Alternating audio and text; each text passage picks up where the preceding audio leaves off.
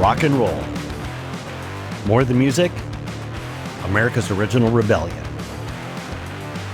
And no place has shaped it quite like Michigan. From Motown to metal, it runs in our veins and beats in the heart of every Michigander. So when I heard one man was preserving the soul of our sound, I had to see it for myself.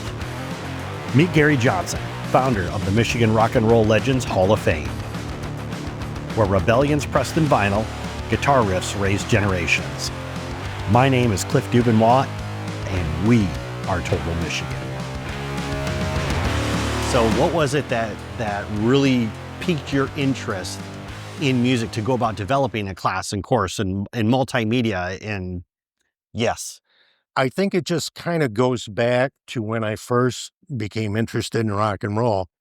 And this was when I was 9 years old. And it would have been the early winter of 1956. And just by chance, I had the opportunity to see Elvis Presley's first national TV appearance. And Cliff, I can't tell you, There's a piece of history. what a mind-blowing thing that was. He was so different from the typical singers and entertainers you saw on television during those years that it just, it really piqued my interest. And from that point on, I went out and I'm sure probably my parents bought me my first Elvis Presley records. They were at 78s. Only had this little Victrola with a big steel spike needle. Yep. And that's when I played my first rock and roll records. And from that point on, that just opened the door to a bunch of other artists during that time, like Chuck Berry, Little Richard, Jerry Lee Lewis, Buddy Holly and the Crickets, Ricky Nelson, Fats Domino. I mean, it was just like, holy cow. It was Just opened up this whole world. Yeah, all of a sudden it kind of like went from black and white to Technicolor, when it comes down to music.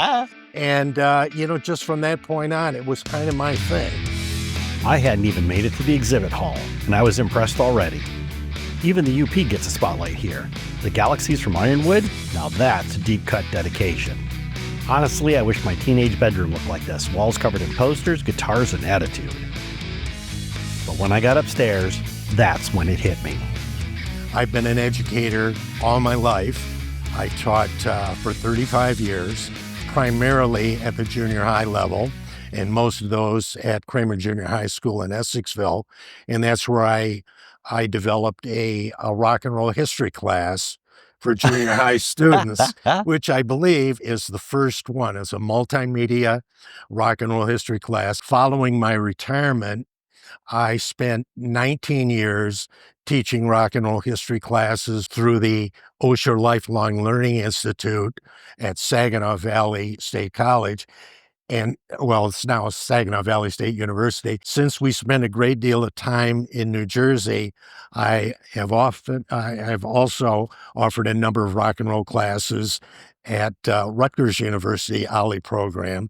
And I had the opportunity of doing one on Bruce Springsteen in his hometown of Freehold, New Jersey, which was pretty cool.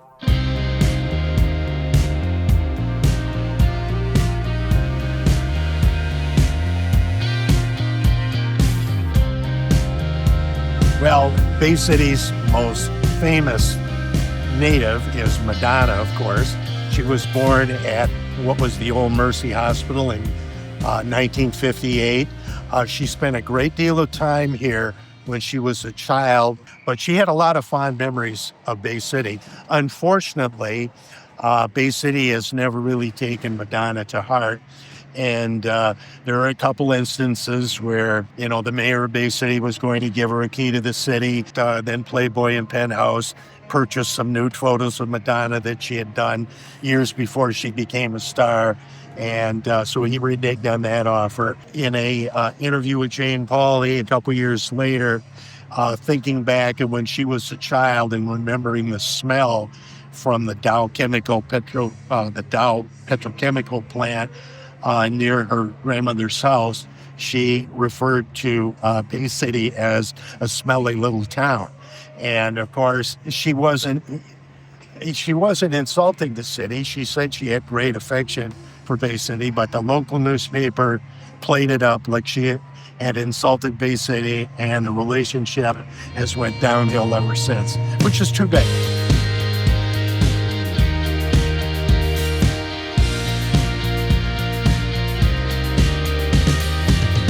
Well, it started out at a classic car company called the Bay City Motor Company, and I had started the web page, and I thought, well, it would be nice if there was some sort of physical presence.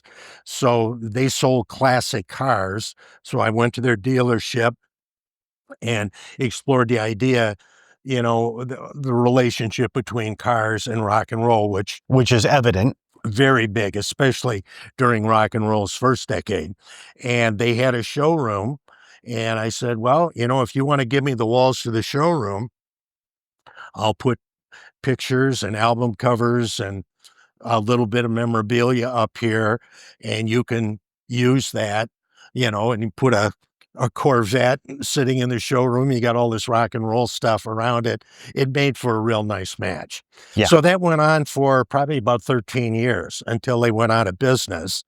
And that's when I was given the opportunity of moving that display to Scotty's Sandbar, which is a music venue on the middle ground in Bay City, probably the best music venue we have in Bay City in terms of having a nice stage and a dance floor and so on. And Scotty's has live entertainment every weekend there. So it's really a nice match there, actually better than the car company. So that's still going right now.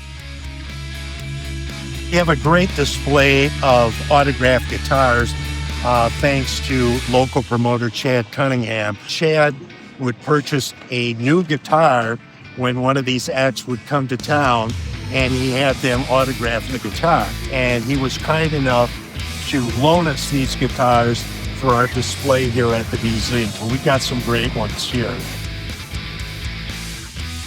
But you have to find some other things that would be interesting enough for people coming to the museum to capture their attention. So that started quite a search for things. And our centerpiece right here is the original Frankie Lyman tombstone, as well as, contacting collectors and poster artists and also painters and so on that could come up with something that would be intriguing for people that are visiting the museum. It took a lot of work, I'll tell you, Cliff, but it was very much a collaboration, and I very much enjoyed working with the people in the galleries that participated in doing the framing, the sign companies that designed all the great signage that we have in the Hall of Fame, the individual artists and so on, and also, the poster artists like Dennis Lauren, who we talked about, who contributed so many of his works here to the museum. So yeah, it was fun. It was a lot of work and a very big challenge. I think the biggest challenge I ever undertook in my life. Before punk had eyeliner, before garage bands had TikToks, a Bay City band dropped 96 Tears and is shot straight to number 1. Question Mark and the Mysterians made weird cool. And yep, you'll find them right here. Well, the museum, the Historical Museum of Bay County, is located at 321 Washington Avenue, right next to Bay City's most historic building, the City Hall building. The museum has its own website, just Historical Museum of Bay County. Also, I have a great deal of information, photographs, videos, what have you, about Michigan rock and roll and the museum at my website at www.michiganrockandrolllegends, spelled out completely.com. Every poster, every artifact, every riff in this museum tells a story. Not just about music, but about Michigan. About passion loud enough to echo for generations. And there he was, Seeger, staring back like he has something to say. Bob, if you're out there, the mic's waiting. My name is Cliff Duvernois, and we are Total Michigan.